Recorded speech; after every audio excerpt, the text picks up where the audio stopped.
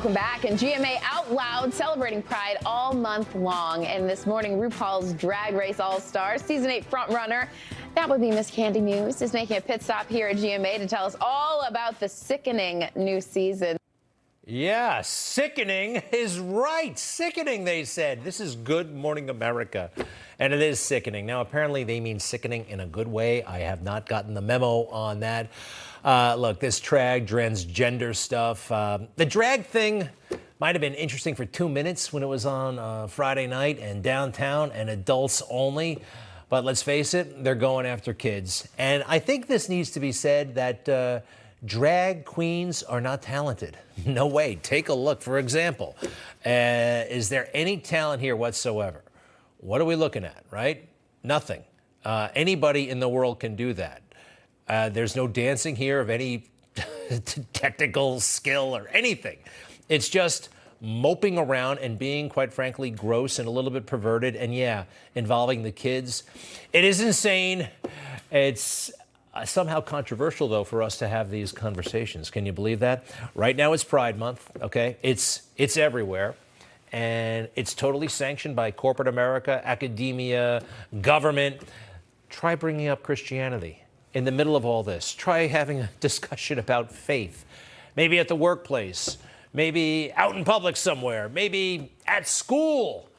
You will be treated, quite frankly, like they should probably be treated. It's insane, this moment. It makes absolutely no sense, but here we are. This is somehow condemned, and this is beautiful. Wow. But there's hope on the way. I'll get to that in a moment. First, though, one of my favorite spots in New York. If you haven't been to New York, maybe you've been there. Rockefeller Center. Forget the fake news, NBC. That's where their headquarters is. They got this beautiful plaza and the flags of the world all around the ice skating rink. Now, what does it look like? Yeah. It is a gay parade 24/7, I guess, for at least the month of June. And our friend Brandon Strzok, great guy, a total MAGA dude. Pride used to be about demonstrating against oppression. I now feel oppressed by pride. Brandon happens to be, well, a gay person. And he thinks it's over the top. And it is. And why is it over the top? Because we understand that they are ultimately going for children here, all right? So much of this is geared toward kids. The opposition, they think we're being silly. We're not. But they love to just say we're uncool and somehow out of it. And fear-mongering. They nearly lost their minds over the sale of pride flags on kids' clothing and the fit of some swimwear. That's what's animated these right-wing boycotts. The Republican Party knows that their base likes to be afraid. And so they do crime. They do, you could be turned gay by going to a drag show. Shutting down drag shows and taking medically necessary health care away from children. It is all just noise. Yeah, no, this is real. When they come for kids, we do get angry, of course. And what do they call it? Medically affirming care? Puberty blockers? This is complete and total insanity, especially when every aspect of society is involved, including the Attorney General of New York State, Letitia James, who has been busy hassling Donald Trump over nonsense. Yes, recently featured Drag Time Story Hour. What the hell would the Attorney General be doing hanging around with kids and drag queens? But it actually is happening. This is the new normal. We can't let it become the new normal. This is sacrilege. This is awful. We know it. I think deep down they know it. And it's everywhere. You saw that crazy character at Disney. Disney. Who is this person? 2 years ago, this individual would have been arrested in this kind of situation. Now, the full and complete confidence of the CEO of Disney, it's really, really bad. We know it. However, here's the hope I was talking about. Who's ever heard of Matt Walsh? He is a conservative guy with a podcast, and he's very active with the Daily Wire and a bunch of other places. He has this amazing new movie that you can see for free. It's called What is a Woman? Would seem like a pretty easy question. It's an hour-and-a-half documentary, and it's entertaining, it's necessary, it's thought-provoking, and take a look. What is a woman?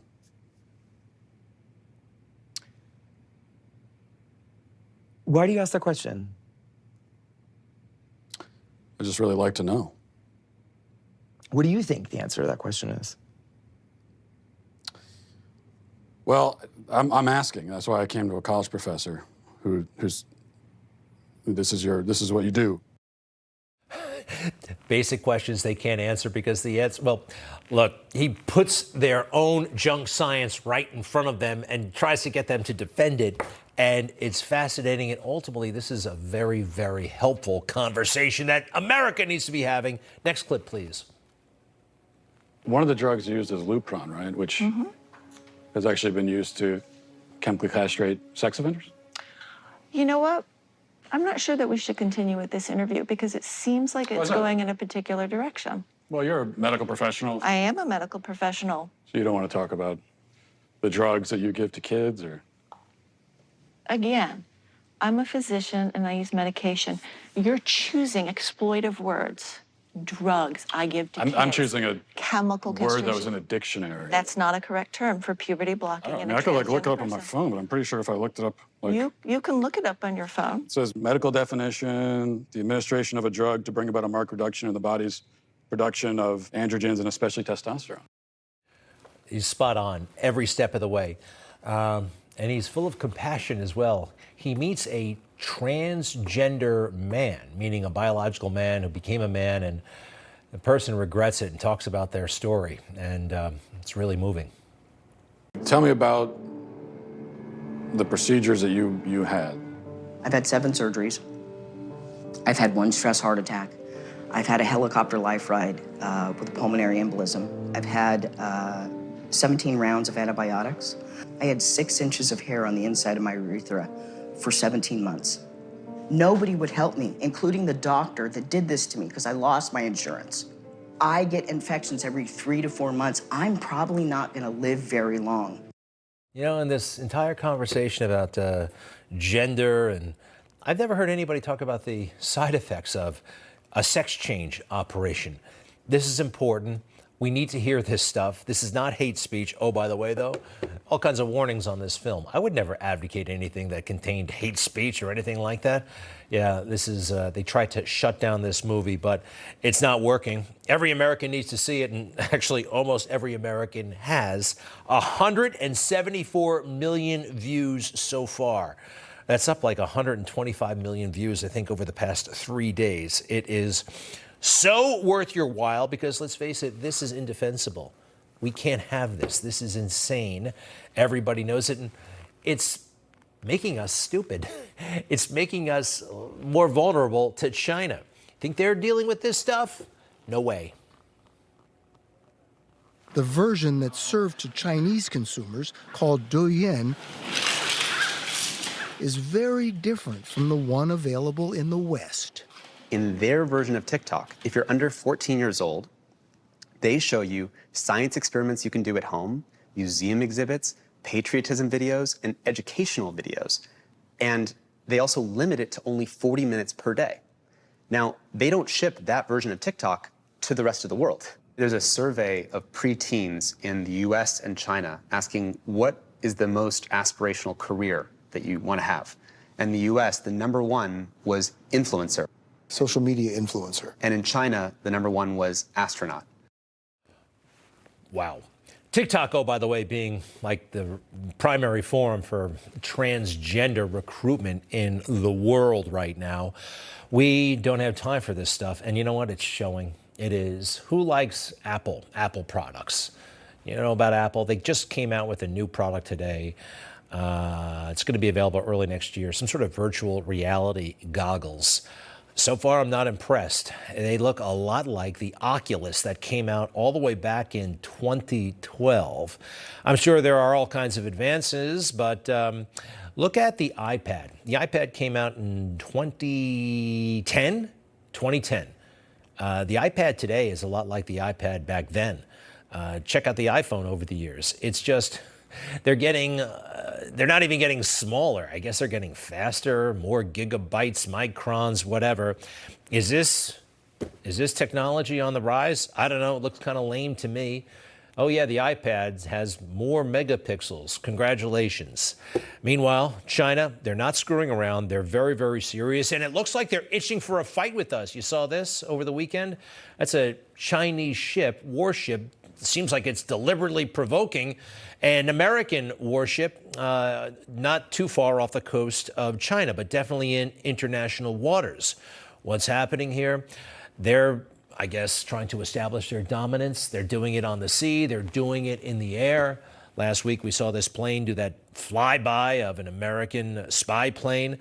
An admiral of the U.S. Navy predicted a few months ago that we're probably going to be at war with China sometime in 2025. That's going to be here real quick. And of course, our favorite Gordon Chang, he's been raising the alarm. Have you seen some of his tweets? He continues, pray for your community, pray for your country, pray for humanity. The more Biden signals a desire to cooperate with China, the more China engages in provocative acts. In short, we are in an exceedingly dangerous situation. All our options, especially our well-intentioned attempts to defuse the situation, can result in war. One more, please. China's regime is implementing extraordinary measures to go to war. So why are we not implementing extraordinary measures to defend ourselves? Yes, Gordon Chang. He's going to be joining us in a little bit. This is, I think, probably the most important analyst in America right now. I think that a war in Asia on the first day will be fought on American soil because we'll have Chinese saboteurs. They'll be going after our grid, going after our reservoirs, detonating bombs in shopping centers. Xi is getting Chinese society, both civilian and military, ready for war. He is mobilizing China's civilians, Chinese industry, Chinese agriculture, and we could be at war at any time. How about that? And why does Joe Biden seem to be rolling over and not doing much about it? Could it be that he's compromised? Remember this famous trip? He went to China with his son Hunter and granddaughter. Why? Well, could this have been part of the reason?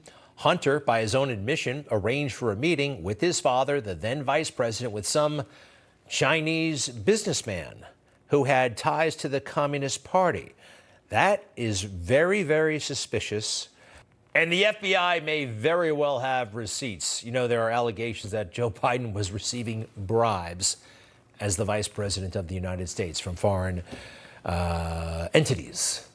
James Comer visited the FBI today, chair of the House Oversight Committee. At the briefing, the FBI again refused to hand over the unclassified record to the custody of the House Oversight Committee, and we will now initiate contempt of Congress hearings this Thursday. Those documents are ours, and our elected representatives must have them. The FBI bending over backwards to protect the Bidens? I don't think it's going to work in the end. Congresswoman Nancy Mace. If these allegations, any of these allegations are proven true, then someone with the last name Biden needs to be charged, prosecuted, and maybe spend a little time in prison to take to account and responsible for the actions they've taken today. Really is astounding that the swamp protects Joe Biden to the extent that they do with the help of the media. I mean, why do they care so much about this guy? Why are they trying to prop him up? Is it that they hate Trump that much? You know about the fall at the Air Force Academy last week? I mean, man, he went down. It was bad. And this was not the first time. And it's a major, major thing when a president who's 80 years old falls, as he has fallen many, many times. You got to talk about it. You got to report it. You got to figure out what are the implications, the ramifications. I mean, and oh, by the way, it's just a good story. Sorry, but it is.